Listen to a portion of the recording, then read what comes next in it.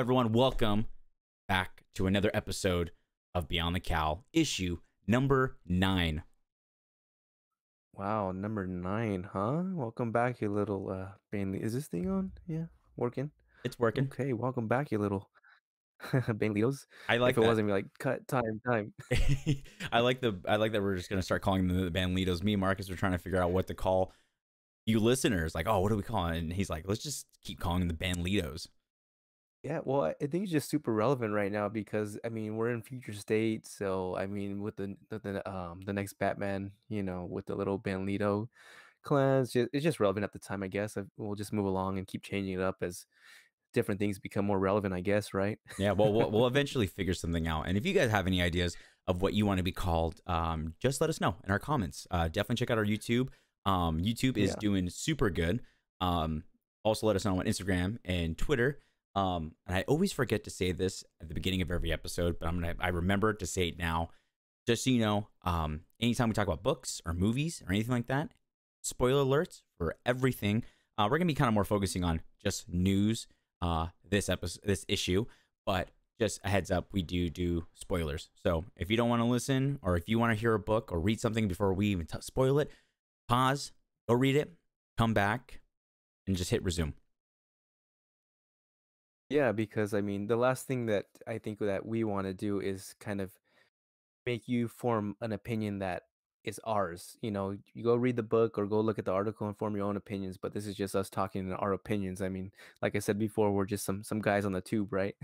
Oh yeah, sorry, two dudes on the tube. I gotta Mm-hmm. start writing some of these down. But yeah, we're gonna get into some more news for you guys today. One of the biggest things I really wanted to talk about that just came on CBR News is Jeffrey Wright, future Commissioner Gordon, Oh, is going to be playing the voice of Batman for a audio adventure podcast that HBO Max is doing with Spotify. yeah, that sounds really, really interesting. So, it just says in the article right here that I read, uh though he's portraying Commissioner Jim Gordon, the Batman Jeffrey Wright isn't done with the world of the Dark Knight. Wright is set to voice the DC hero in Batman the Audio Adventures, a So podcast set to release on HBO Max. they love doing like adventure in the name for any Batman. And I know it's going to be so. Besides the article saying that it's going to be more of a comedic take, so it's not like going to be a serious Dark Knight, like a very intense, like noir style podcast. It's supposed to be comedic. I mean, some of the co-stars they listed that's going to be going with Jeffrey Wright is like Chris Perrell, Seth Meyers, Melissa Yes, senor. Villasenor, Fred Arminis. I can never say his Arminis. I never say his name right. Yeah, But these are all John comedic actors. Leguizamo, Rosario Dawson, Jason Sudeikis. Yeah, I mean, with you got to realize that Batman's a big property for DC. So, with all this um, you know, content with Batman, there you kind of get creative in your ways of, you Mm-hmm. know, of you're doing an animated series, you're doing a movie, you're doing a podcast. So you kind of get creative in a way when you have Batman as your forefront, your forerunner, and you have him in just so much right now. And it's going to be Dennis Mcnichols is going to be writing and directing the audio episodes. I just Hmm. I think why I really want to talk about this is not so much like, oh, like who's going to be behind this project, but it's so interesting that like HBO Max and Warner Brothers are like going almost like taking a different approach to content by doing it only on audio.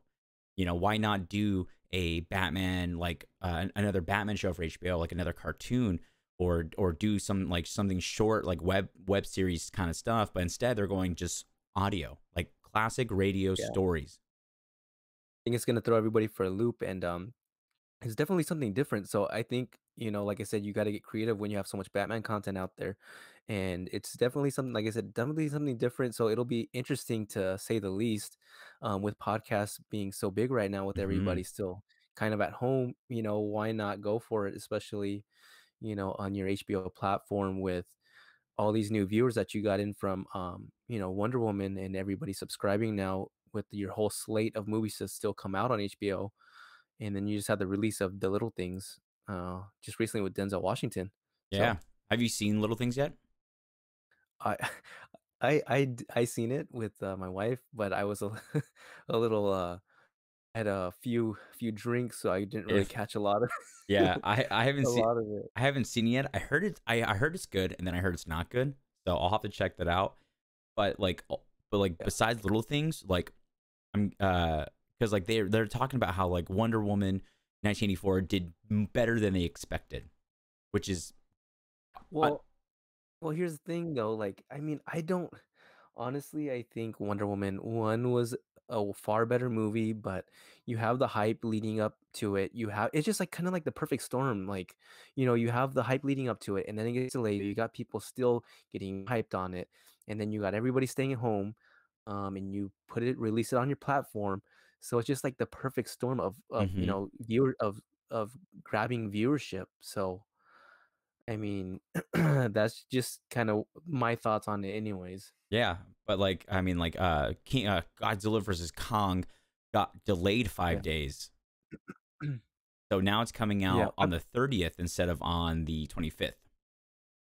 Well, I think it's like a kind of a common thing with movies right now is a lot of things just keep getting pushed back and delayed just because Mhm. of everything going on in the world right now. So, just kind of a common thing. Yeah. And then I'm super excited for Kong. I actually went and the only one I need to watch is Kong, King of Monsters. That's the only one I haven't seen. I saw Skull Island. I saw the first King Kong that came out with Bryan Cranston. So I have to watch King of Monsters before I watch Kong versus Godzilla. And I've been reading all these fan theories. Fan theories are suspecting that it's not Godzilla, it's Mecha Godzilla. I don't know how deep you're into like the Godzilla stories and stuff like that. I just watch the movies. My buddy's a big fan of them, so he always sends me articles that he's finding out. But apparently, it's going to be Mecha Godzilla, and everyone's freaking out because if it's Mecha Godzilla and it's a good story and a good movie and a good just classic monster bash movie, then like I think it's going to do really well. Yeah, I think so too. As long as it stays away from America, just keep it in Japan. Keep Godzilla over there on that side of the world, so we don't have to deal with any of the disaster or anything Mm-hmm. like that. So Keep I'm good with that. Gojira over there. Yeah, the kaijus, keep leave them leave them in Japan, man. We don't need that over here on the shores. So, Other than yeah, that, I mean, we can keep the HBO Max momentum going. Aquaman 2 is reported to be start right. filming in summer. Of 2021. Yeah, man. Um I'm excited for this movie. I think James Wan is going to have a little bit of more of a creative um direction for the movie because I know the first time around I think he was getting a lot of butting in from the corporate um Warner Brother corporate. So I know he's like he wanted to make it a little bit more horror oriented, and it was the final product was kind of put more in a light tone, but I like what he did when he was able to introduce that horror element with the trenches and everything like that. So it's going to be really interesting to see. I hope they can build off of what they did on Aquaman #1 and make it better. Coming back on Aquaman #2, I just hope it's not kind of like a Wonder Woman 1 and Wonder Woman 2 ordeal. Well, because like I honestly personally I feel like Aquaman 1 is equivalent to Wonder Woman 1984, where it was decent, but like or it was good enough to be put out there for a character that isn't very well known in cinematic universe to the public. I mean, Aquaman, like I always state, why I thought Aquaman 1 was so good was because they took a character that is the butt of end of all Justice League jokes, robot chicken jokes, everything. Mhm. They made fun of Aquaman. And now we have an Aquaman who is a badass. He's tatted, he's got long hair, and he doesn't mess around. And I hope, like you said, they take what they took in the first one, do in the second one. What I think is interesting for Aquaman 2 is that all the characters from Aquaman 1 are coming back. So like Black Manta's coming back. King Nearest is coming back. And then also really interesting, Ocean Master's coming back. And then they still have Amber Heard playing Mira. Yeah, with all the petitions to remove her, I think said it surpasses 1.5 million signatures with the whole ordeal with, Johnny Depp. the whole Johnny Depp and Amber Heard, going back and forth, removing each other from the movies. Yeah, well, I mean, because Johnny Depp got cut from Fantastic Beasts, and I mean, like, he was supposed to be in it. Boom, now he's not in it at all. I mean, hey, he still got paid, so like, you did a portion of the work and you get your full package. I mean, like, it's not the end of the world, but Yeah, I mean, it's just kind of tough right now because a lot of the world, like a lot of these big time actors, if you do anything wrong, there's a lot of people that are going to be after you, especially with like abuse, stuff like that. It's mm-hmm. not nothing to play around with, especially nowadays. But Johnny Depp, he's a good actor. I mean, he's gonna be fine. My favorite role of him is playing actually Hunter S. Thompson in Fear and Loathing in Las Vegas, but I love that. I love that movie. Oh, that's a classic. I Yeah. like, honestly, his my favorite role for him was probably in Blow. Oh yeah, yeah, yeah. He was super good in that. Oh, What else did I like? I mean, I liked Charlie and the Chocolate Factory. I thought that was pretty funny to see him play that role. But like anything Tim Burton, anything where he gets to be kind of the creepy, uh, oh, Edward Scissorhands. mm-hmm. And we can't also forget What's Eating Gilbert Grape. I rewatched that the other weekend, and I just like I forgot how good that movie is. Yeah, I mean Johnny Depp is in like a plethora of freaking good movies. Just kind of like up there with like Denzel Washington, where it almost seems like at some point they can't make a bad movie. Mm-hmm. So, Did you ever hear? um, Did you ever hear that he came to Hollywood originally to be a rock star? He had no interest in wanting to be an actor, and then he just had to work, started getting acting gigs, and then just kind of stayed with it. And now we have Johnny Depp, like a staple in cinema.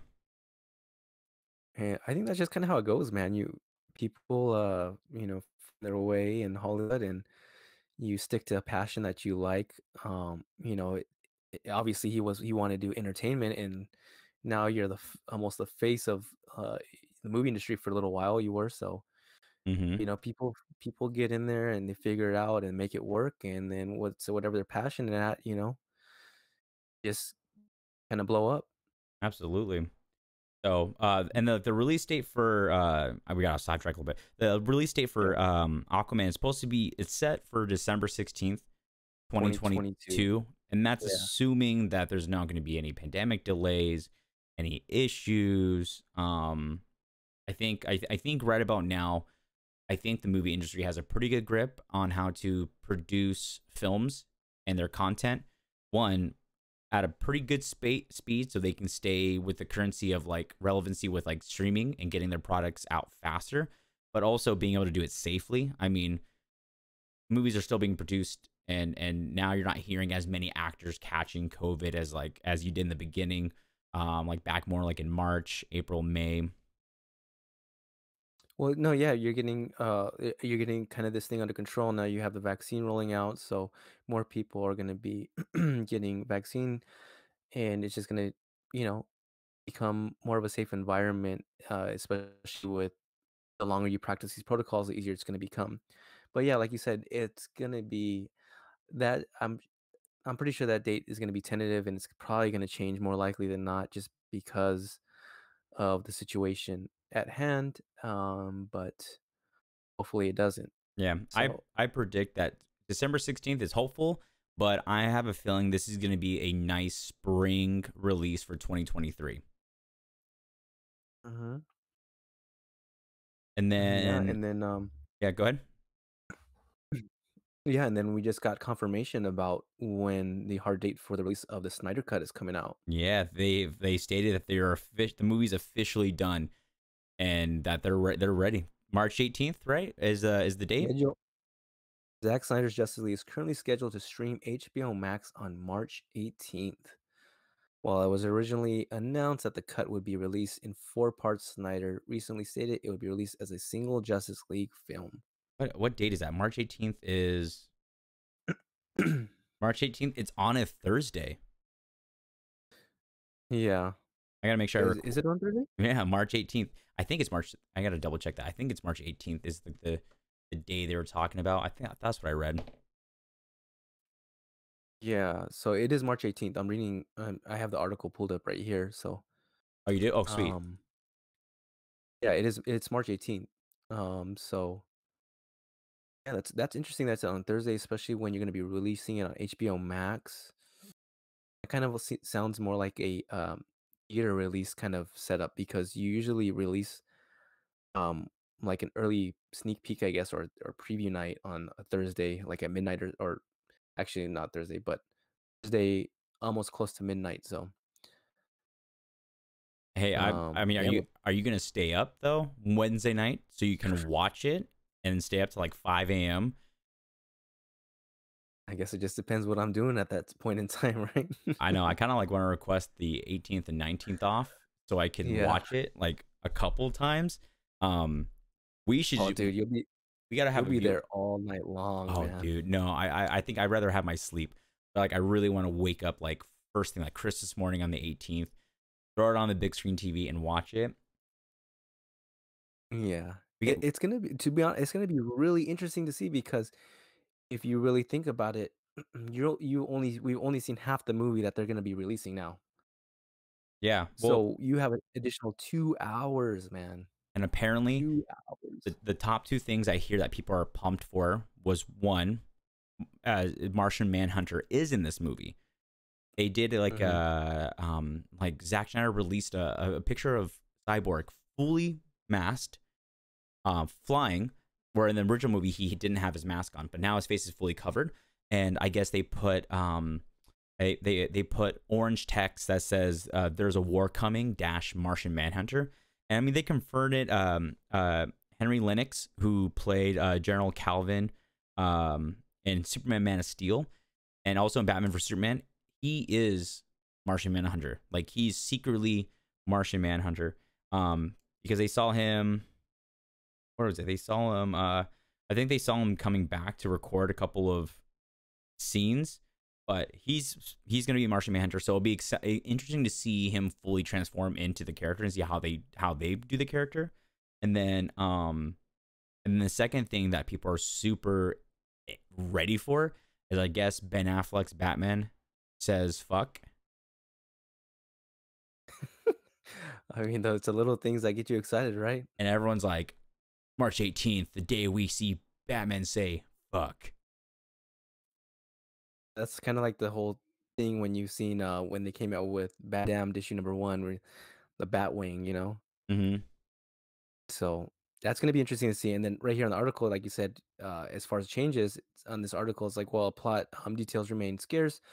Trailers and clips show the upcoming film will introduce new characters such as Manhunter and Darkseid, as well as radical aesthetic changes to certain characters, including Steppenwolf. Yeah, Steppenwolf So has a complete redesign look because like when it came out, so many people complained. They're like, "Man, this looks like I'm playing a video game. This is supposed to be a movie, and this looks like I'm playing something on PS4." yeah, exactly. And the whole thing with Henry Cavill's his Mustache. mustache, it just looks so weird, bro. Remember seeing that for the first time. I mean, don't get me wrong, I like the movie as as much as people say that they didn't. That's kind of honestly one of my favorite movies, believe it or not. But you definitely can realize there's something off when I mean Superman's talking because his mouth is just moving and it just looks so funny, man. I like it's so because I noticed something weird, and it wasn't until after I saw the movie because I saw the movie when it came out, and everyone's like, "Oh my god, he had the CGI the mustache off Henry Cavill's face." I'm like, "What?"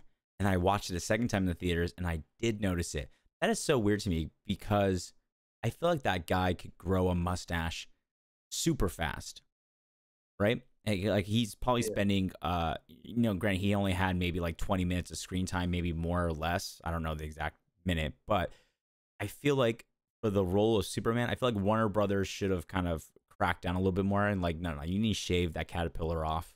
You're Superman, play the Superman role, and then just grow it back, or do something else in the meantime. But like, he had to leave it on because I guess he had to sign something for another movie he was doing that he had to have the mustache in. Yeah, I mean, you're playing one of the most iconic characters for DC. Shave the mustache. Yeah. Fun fact about Henry, he is a huge PC gamer. Oh, is he? Yeah, so me being I like building computers. I found a video and it's him building a computer for the first time, and I'm reading all the comments. And everyone's like, "This is pure gold." You see this giant dude because he's like in a tank top when he's building it. He's like jacked, and he's being so careful and so meticulous with all these little computer parts. And you see him like put it, and like you see him getting nervous because he's like trying to think, okay, did I do it right? And it's really funny. But yeah, if you watch interviews when he talked about how he got the role for The Witcher, he talked about how when he got the role, he went back and played The Witcher games to help study the character, but he already played the games. He actually went to replay them. So yeah, he's like, they'll ask him, he's like, "Oh, can I really talk about that?" And so he doesn't talk about it a lot, but if you look up interviews of him talking about his gaming habits, he's like, "Oh yeah," he goes, "When I'm not filming or training," he goes, I'm gaming all the time." That's cool. I would never would have thought that. He's a huge gamer. I mean, I mean, that's the best, right? Like when you have genuine actors play these characters that they play that we love, that we put all our literally our income, our time, our energy into literally these fictional characters and collecting their figures, and you get an actor who it has the same passion, and then he does that character. To me, that's I feel comfortable. I feel like, okay, that rendition of that character is going to be safe. Yeah, you have to be able to embody the role of that character completely, you know, in order to, at least if you want to get the point across of whatever that character is supposed to represent. So, And then outside of DC news, staying in the same realm of TV and all that stuff, they're going to be doing a Black Panther spinoff, strictly about Wakanda on Disney Plus. yeah, I mean, honestly, that didn't surprise me because with all these shows and releases that Disney's doing right now, you could tell me they're going to be having an Ant-Man show and I would believe it. So, when I heard it, I was like, wasn't surprised. So, Yeah, I mean everyone. I mean, Go ahead. yeah, in Wakanda, it's like you can build so much off of that. And it's so interesting, the technology, the scenery, in Wakanda. It's perfect for, a TV show, man. It just puts you in a different world. So, It's funny because you don't like now that I'm like actively analyzing content from both HBO Max and Disney Plus, you're seeing a lot of like correlations, right? Talks of a Gotham TV show. Now we're getting a Wakanda TV show. So it's like one iconic city, another iconic city, and they're both being developed to have their own side stories and like explore how they are as like individual settings. So it's kind of interesting that like Disney Plus is now doing that. And then, you know, right now everyone's super hyped because Winter Soldier and Falcon, there's a release of fan art, or not fan art, or a release of art. I can't remember if it's for toys or for costumes, but they're showing what the costumes are going to be like for um Falcon and Winter Soldier. yeah, I mean, I'm probably gonna have to get a new TV if this keeps up every year because it's gonna be on like all day long, trying to catch up with every single show that's coming out this year and every movie. Mm-hmm. Oh yeah, So, so you know it's funny. Speaking of new TVs, um, out of nowhere, uh, we're like I'm getting ready for the podcast, and out of nowhere, I just see my TV turn on and then off, turn on and then off, and I'm like, what the heck? So I go and I unplug it and replug it in, and then it just keeps turning on and off. So I think my TV's I've had the TV for 10 years. I feel like it's almost on its last leg. And I'm bummed that all this oof. content is coming out now and not near Black Friday where I can get a new TV. Yeah, you're gonna be either stuck watching it from your computer or not watching it pretty much at all, or a tablet if you have one. I'm probably gonna watch everything on my. I really want to watch at least Justice League on a big screen TV. Um, that's what I would really like. If not, I'll probably watch it on my iPad. Yeah. Or if dude, let's have. Well, you know what we'll do? We should do a viewing party. Yeah, Get Batman that'd onesies, be pretty cool. make some Moscow mules, and then Dude, get wild. we can either cry together because it's amazing video, or we can literally Yeah. scream at the TV together about how terrible it is. Either or, both outcomes are very, very fun. God, I just hope no one ends up going to Arkham that night, Oh my god. getting thrown in Arkham. Can you imagine? Get 86 from your house from your wife, and I've only been there one time. Yeah. He's not allowed over here ever again. It's all good, man. She knows she actually watches all these movies and shows with me, to be honest. Though she's a trooper. Yeah, So Jessica does too. Jessica likes watching uh all these. It's the more the specific stuff like WandaVision. She has no interest in, but like all the movies, like yeah, we've seen them all together. yeah. So as much as sometimes she likes most of the movies, some of them she didn't like, but she hung in there and watched them all, especially, Avengers Endgame, Infinity Wars. Hmm. Those were both good movies though, so long movies, but they were good. Yeah, I Um rewatched Endgame over the weekend, and I don't know why. Endgame is a movie that you know it's good, but like when you rewatch it 2 years later, I'm just like, oh my god, I forgot just how amazing this movie is. yeah, it's both the I like Infinity Wars better, but Endgame just wraps up that whole phase of the MCU. So that one I think was a little bit more important, but I thought I Infinity Wars was a better movie. Really? Why do you think Infinity So War was better? I just like the I don't know why. I just like the action better, I guess. I like the action better. I thought it moved at a better pace. There wasn't a lot of lulls in it. I gotta to be honest with you, I off top of my head, I don't really know why I like it better, but I do know I enjoy watching it over Endgame. Yeah. What I do like about Infinity War is the use of every character.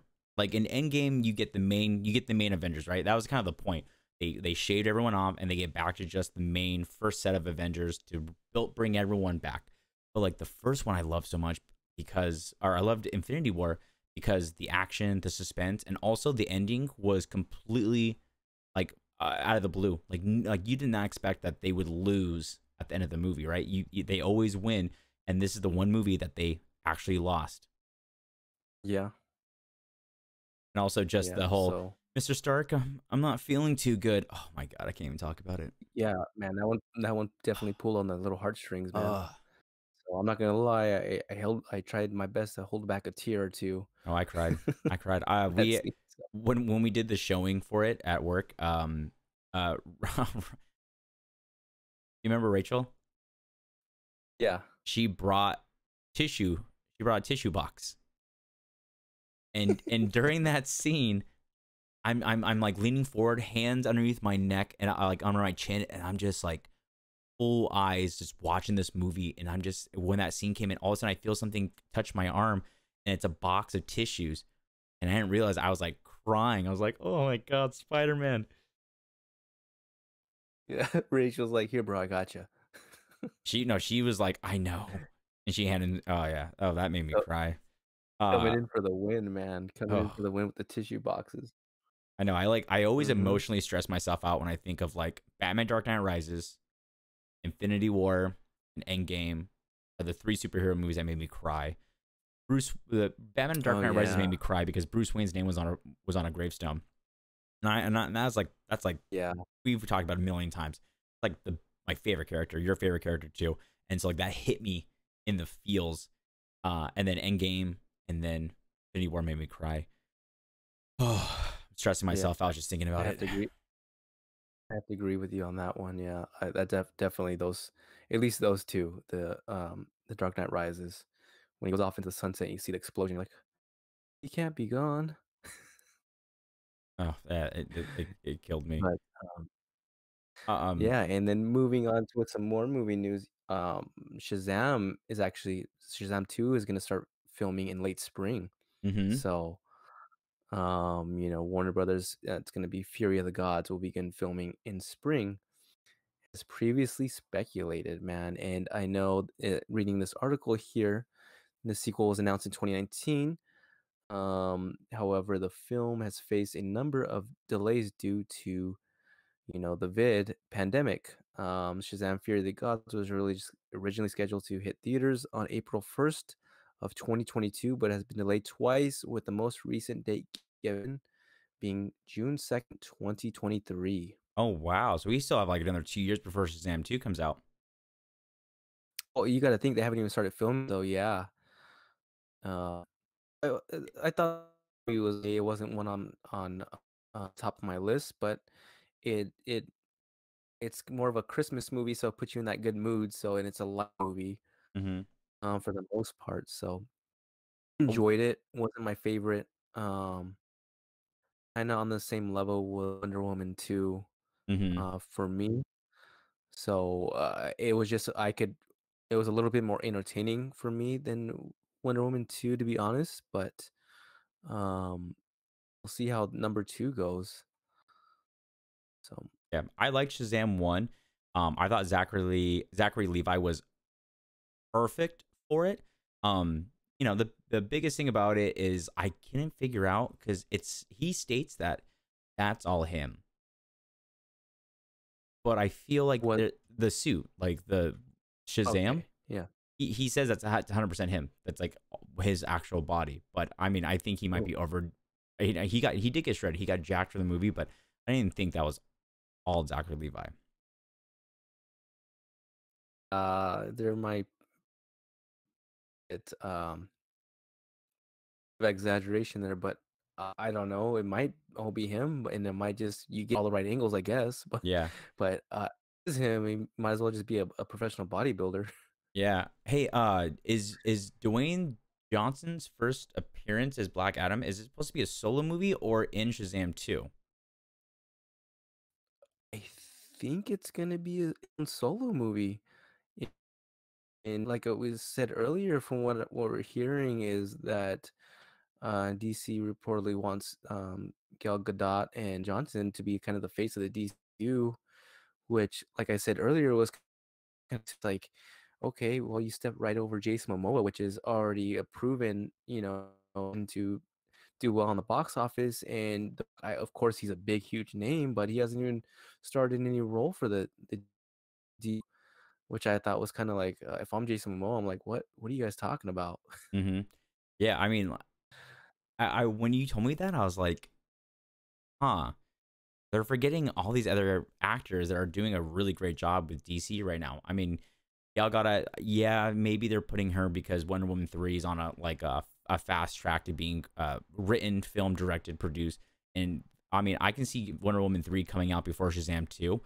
But I mean, Dwayne, the only thing we've seen with Dwayne is him being a producer on Shazam, him having his fan art or like his concept art for him as Black Adam, him mentioning that he's Black Adam and like using tags Black Adam movie, but like he hasn't started filming. There's no physical content made for DC. I mean, something could happen tomorrow and he won't be Black Adam. Yeah, but I mean, he's on. To be honest, he's a marketing machine, and he's a working celebrity. But they must have something pretty solid in the works with the Black Adam movie if they're that confident. Mm-hmm. In The Rock being the face of, one of the face of the DCEU. I would have thought they would have at least gave Jason Momoa a little bit more respect than than that. Something, But man. He's Aquaman. But you know yeah, what? But The Rock, I don't even like calling him DJ. I don't even like calling him Dwayne Johnson. I like calling him who he is. He's The Rock, the most electrifying man in all sports entertainment. yeah, I mean, half the people can't even smell what he's cooking either Oh, because I mean, this whole pandemic, that's one of the things that you lose. So I if I mean, DC better rethink what they're doing there. if I was a writer on Black Adam, I would put a line in there where Black Adam asks a rhetorical question, and when the other character starts responding, if Black Adam goes, "It doesn't matter what you say," or "It doesn't matter what you whatever," and that would be awesome. Or if the Black Adam did like the eyebrow, like throw a little Oh Rocky yeah, in there. Oof. yeah. We might get lucky and see him and The Rock drop a people's elbow on somebody in there, but as Black Adam. that's only optimistic opportunity there. So I mean, he sound. I mean, look, anything The Rock touches is pure gold. I mean, I have yet to see a movie oh yeah. that he has done. I mean, even God, I don't remember what it's called. I'm gonna look it up and see if I can figure it out. Did you ever watch a movie with The Rock where he is a truck driver? He owns a truck driving business. Oh, I know which movie you're talking about. I haven't seen it though. And like one of I think his son gets like in trouble with drugs or something like that. Yeah, and so he uses his trucks to smuggle the drugs over, Yeah, um, yeah, and he pretty much does a job for his son because his son couldn't do it, and so the guy's like, "Oh, your son's dead, or you do it." yeah. Yeah. I mean, yeah, like I Snitch. said, the yeah, The Rock is a marketing machine, and he has a proven track record. He's a celebrity in and of himself, to his own right. But like I said, he hasn't done anything for the DCU yet, and kind of just to step over Jason Momoa like that. If I was, like I said earlier, if I was Jason Momoa, I'd be taking a little bit of offense to it. But hey, Yeah, you know, but you know what? I mean, I can kind of see why DC maybe won't say that because Jason is the kind of guy who he doesn't really he doesn't care about titles. Like when you see him on a social media, he's a pretty down to earth person. Like the amount of times that he takes time out of his day to FaceTime kids that have like very bad diseases, like Make a Wish kids will be like, I want to meet Aquaman, and he will keep contact. He sends them toys and all this stuff. He's just like a really good dude. I mean, with the whole Ray Fisher thing, I mean, he vowed and said, I'm going to support Ray Fisher. To openly say that, DC could have been like, "Oh, you're gonna go against us? Well, boom, cut. You're not Aquaman anymore."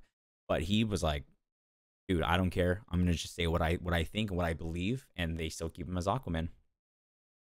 yeah, they wouldn't do that, um, just because, like you were saying earlier, the Aquaman is kind of was laughing stock of DC superheroes, but when you bring in somebody like Jason, it brings a different element to the character.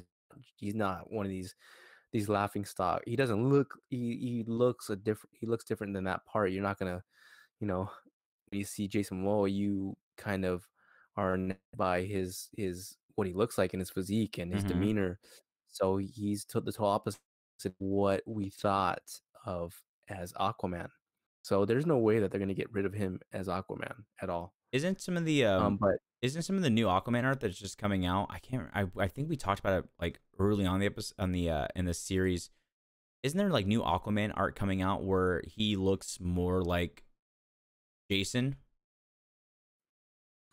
yeah, I think in the new future state, and then when we're seeing in you've seen Black Adam, the Black Adam backup story, he looks exactly like The Rock in that book. So it's now. So So now, I mean, like it's kind of crazy because I mean, like in the sense of like collecting, and you'll be answering this question for me. In the sense of collecting, right? First appearance, new characters. What about new costumes and new character design? Does that raise the value of like a book? Like you got your classic looking Black Adam, right? And then you get the first issue Black Adam where he looks like The Rock or Aquaman looking like the actors who play them.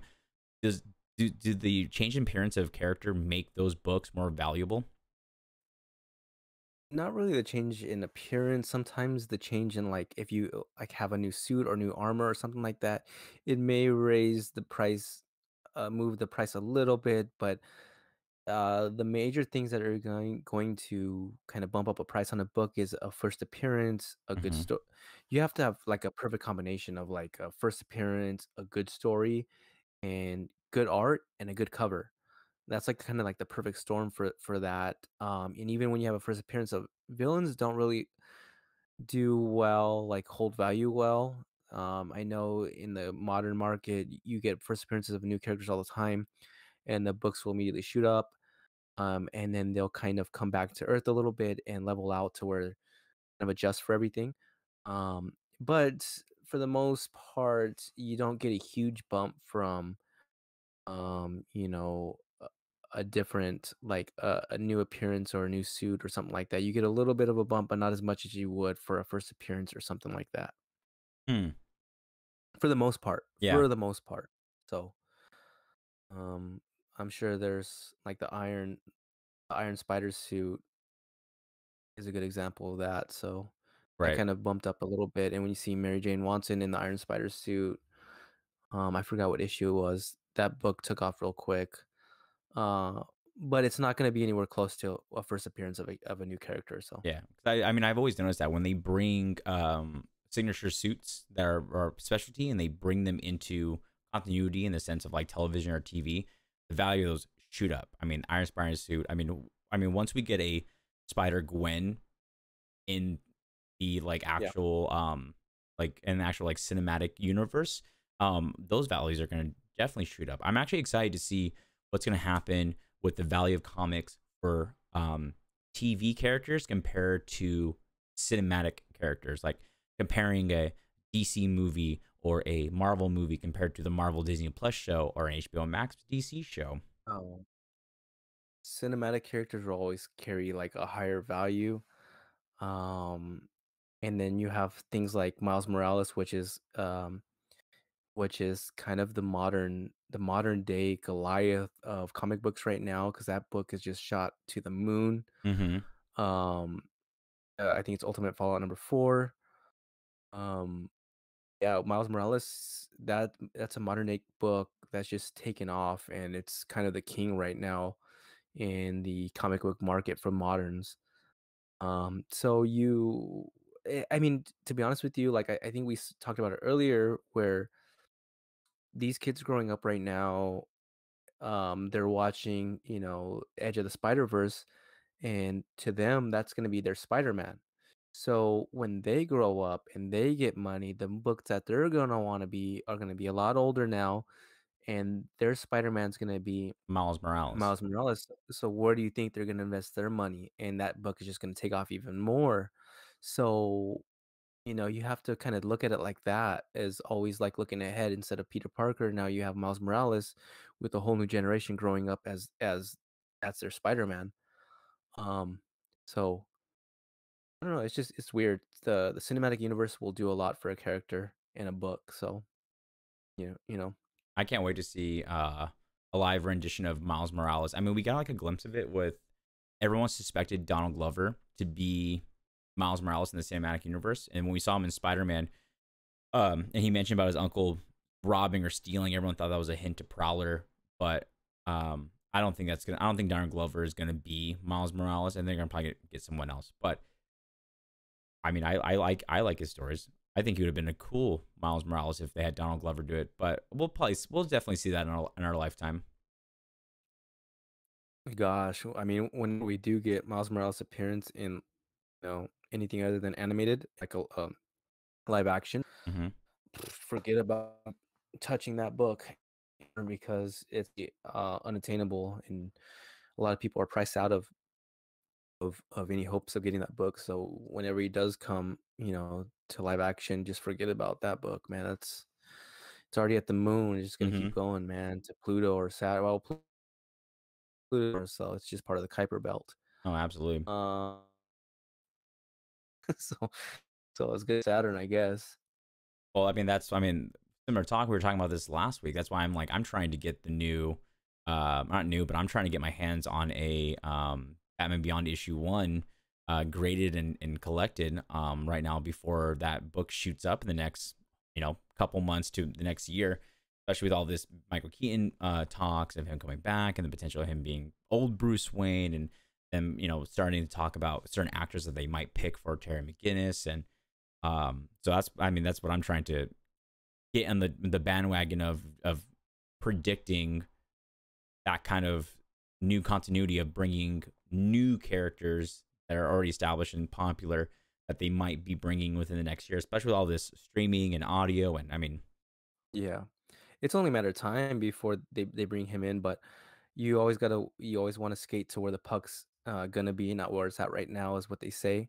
So Terry McGinnis, I'm surprised he doesn't have a presence in Future State, especially if they're telling different stories in the DC timeline at different points in time. That's I would kind of expected him to kind of be somewhere in there, but you know, I mean, like I said, I would just watch the animated series Batman Beyond the other day, and you kind of forget. I forgot how good it was until I rewatched it because I hadn't seen it in so long, man. Hmm. So I try to. he has a huge core following. So like I said, I feel like it's only a matter of time before he makes his presence known in the DC live action sometime. If you want to watch a really interesting video, and for anyone who's listening who wants to watch, who likes Batman Beyond, IGN put out like a 10-minute video about the relevancy of like Batman Beyond, and like actually talk to Bruce Timm and Paul Dini and all them, and like Will Friedle, and like and ask them about like like, hey, like when you came up with Batman Beyond, like did you think it was going to be how it was? And they were like, no, actually when we put it out, everyone, like, this is like the start of like chat rooms. People were sending in letters and making comments saying this is terrible, you're ruining the animated series and all this stuff. And I mean, with the popularity of the shows, I mean, they're even in talks right now of possibly doing a new animated series for Batman, or or a continuation of Batman the animated series.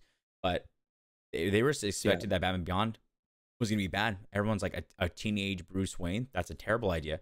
And it wasn't until about season 2 that people started respecting the show. And I mean, they even say it that the fact that the first episode Bruce picks up a gun and almost uses a gun was like their way of showing like the community, like, hey, we're serious about this story and about this character. Yeah. And like I said, it's just such a good series, man. It's written well. I love the art, and to be honest, I'm still um Bruce Timm is a great artist. Um and I'm still trying to get a Joker sketch from him, man. That's one of the things on my bucket list. Every time I see him at Comic-Con though, man. Really? I'm gonna His see if I can. sketches, yeah, it's just super difficult to get a sketch from him because you gotta get on like a kind of Oh you sign up on the wow. list, you put the character. Yeah, you sign up on the list, you put a character, and he chooses from that list what he draw. Last 2 times I tried, he chooses on that list, who he wants to draw, and then you come back the next day and see if he's drawn it, then you can buy it, but it's just super difficult, and then he has, a rep, Albert Moy, that sometimes they release sketches that he'll do, and those are gone within about 2 seconds after they post them. So, oh man, one of these days, I'll get one. Hey, I know you'll get one because you're the king of original art. And actually, that's actually one of the things that you've been getting me super interested in, is like how to collect original art. And to the point to where, Yeah. like, if I start making extra money, I think I might start looking into possibly start collecting original art for my collection.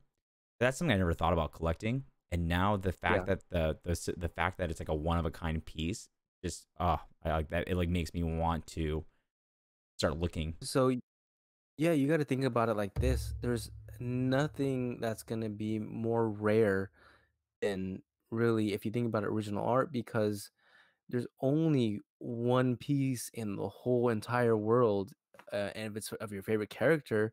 So nowadays, a lot of artists are going digital, so that kind of narrows down the you know the field a little bit as far as original art. If you got half the artists doing digitals, there's no original art piece. Like, so you have the most part, you have pencils, you have inks, and you have colors. Hmm. The pencils are always going to be the most expensive. Then the inks are they give it kind of that, they fill in a lot of the pencils are just kind of like an outline, Yeah. and the artist leaves like X's where they want the inks to be filled in sometimes.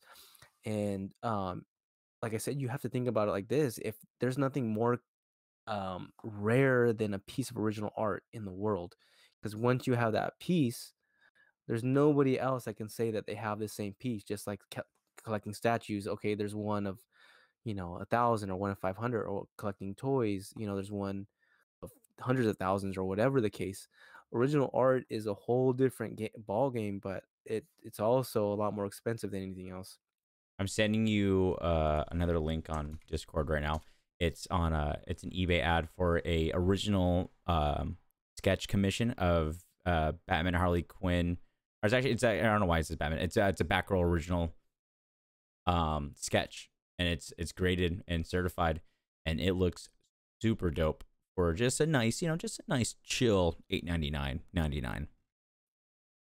Yeah, man. I mean, that's especially like when you get up to the artist, kind of like Jim Lee. You sent me that one earlier where he's sketching. I actually seen him sketching live at Comic Con like 5 years, 6 years ago. I can't remember how long ago it was. San Diego Comic Con. He was doing a sketch for a panel, and you see the screen is just looking down on the camera's looking down on him, and the screen you can just Mm-hmm. see him just this masterpiece just coming together, and it's so crazy. Like Well, you just it's see these little lines turn into a nose, and these other lines turn into the eyes, and mm-hmm. sooner than later you see the whole picture come together, and it's just crazy to think about, He does this giant piece on YouTube that I watched. It's like a 4-hour video. It's a painting he did. He did it digitally. It's a digital painting he did, and it's uh Superman lasering off Batman's face. Yeah, he does a bunch of Twitch live like sketches Streams. too. Yeah, streams, and for actually like I was saying earlier, for Christmas, he actually did sketches and went out on Christmas Eve and gave sketches out to essential workers, like people that were like nurses and things, and firefighters or whatever. I can't remember who got them, but I think he gave out three of them in the LA area, which I thought was super cool because the guy's already busy enough dealing with all the things going on with DC as far as cuts and people being laid off and stuff like that, and the creative direction that they're going. So he already has a lot on his plate, and I think it's super cool that he took the time out to actually, um, you know, give a little back, especially to essential workers at this moment in time with everything going on. Mm-hmm. So, He's also been sorry, there's like alarms going by. oh It's yeah, you all right? Yeah, no, everything's fine. It's just we're by like a main drag, and so Yeah. oh, No, I know. it never ceases to fail. Whenever we're doing the podcast, sirens always go by. But no, he did a couple different original art pieces and was selling them to help raise money for local comic book shops. So I thought that was kind of cool. Yeah, he does stuff like that all the time where he'll do pieces and auction them off for charities or the local comic book shops, especially when everybody kind of shut down, and you don't know where things were going, especially for brick and mortar shops. Without revenue, you're already on low margins anyways, and then without revenue, you're kind of SOL, and a lot of them had to close down. But he does things like that all the time, where he's trying to support the community and support um, people like essential workers. So I think it's Definitely, it's really cool of the guy, especially with, like I said, he's already got a lot going on. absolutely. Yeah.